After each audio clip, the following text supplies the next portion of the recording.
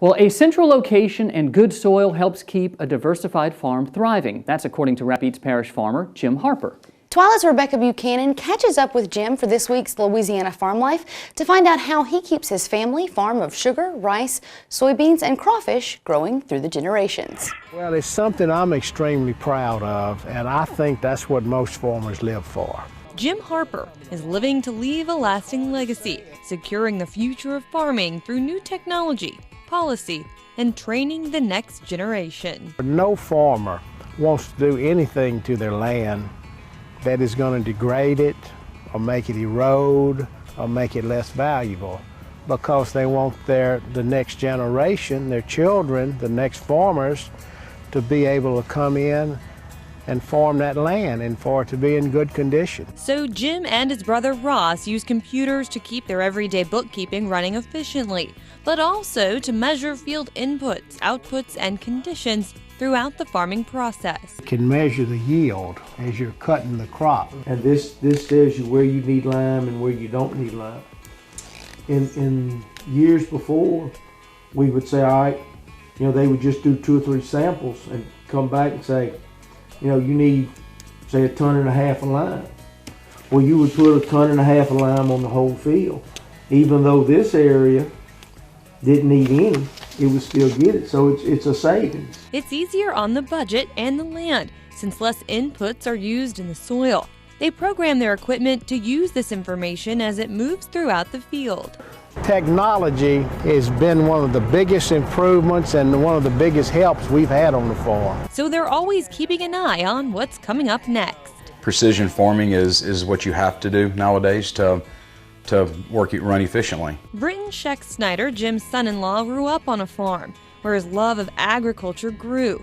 Although he left the farm life for a few years, he says there's nowhere else he'd rather be. Something that you can, see the fruits of your labor at the end of the year, something I've always wanted to do. Britton says having Jim and Ross as mentors makes it fun and easy to be passionate about what they do. Oh, I love it. That's one of the main reasons that I wanted to be here in the first place. That camaraderie inspires Ross's son Michael and Britton to grow as a business as they grow food for the masses. I see myself in my son a lot.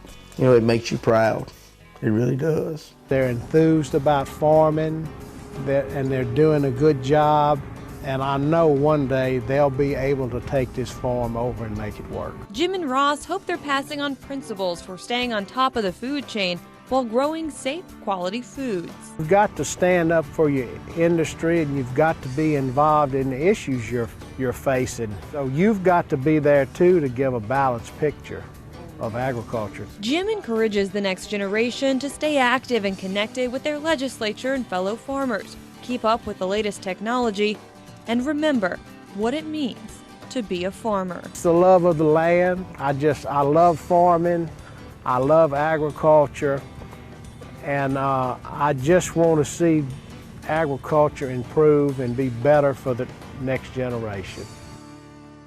The technology they use in the field is incredible. So they typically map out everything from start to finish on their wheat, rice, soybeans, but they're anxiously awaiting that technology when it comes to sugarcane. They say 5 years, we'll see. But it was so funny. They're all so excited to talk about this technology that at one point they were all talking at the same time. But the thing they're the most excited about, drones. What do you think? Future or no, not gonna happen? I think it is the future because my dad has gone through 3 of them already. However, Dad doesn't do row crops, so I really don't know why he purchased one, but he likes to play with it, so. Hey, it can be a lot of fun, but then also it's supposed to be able to give a lot of information. They say the pictures and the data that they can collect from those will take precision farming to another level. Especially for sugarcane, because it's really tough to get into the middle of that field to see what you have growing there. The drones really make it possible for you to do that. However, I do have to ask, Kristen, Butch Oaks, 3 drones. What happened? I'm going to be in so much trouble for leaking this.